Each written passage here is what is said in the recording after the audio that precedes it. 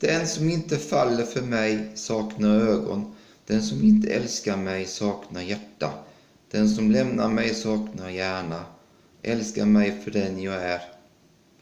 Lär dig älska dig själv först, så kan du ge så mycket mer av dig till andra.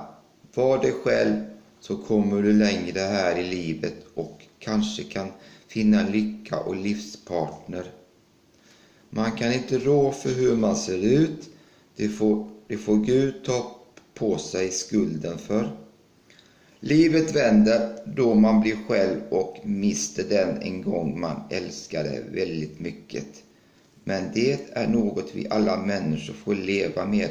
Mister du en, Martinus, så står 1000 åter och väntar på dig.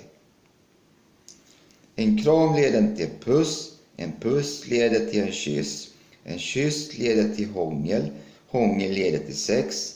Så vågar du ge mig en kram.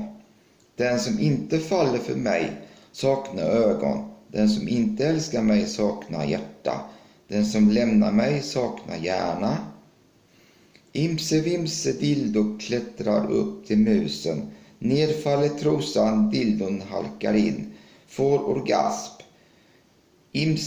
Imse vimse dildo faller med ett plask. Drömmer om whisky, drömmer om vin. Vaknar i sängen full som en svin. Toan är nedspydd, sängen är våt. Vakna nu älskling, nu är jag kåt. Hur kan man slå på en som redan är blodig? Hur kan man sparka på en som redan ligger?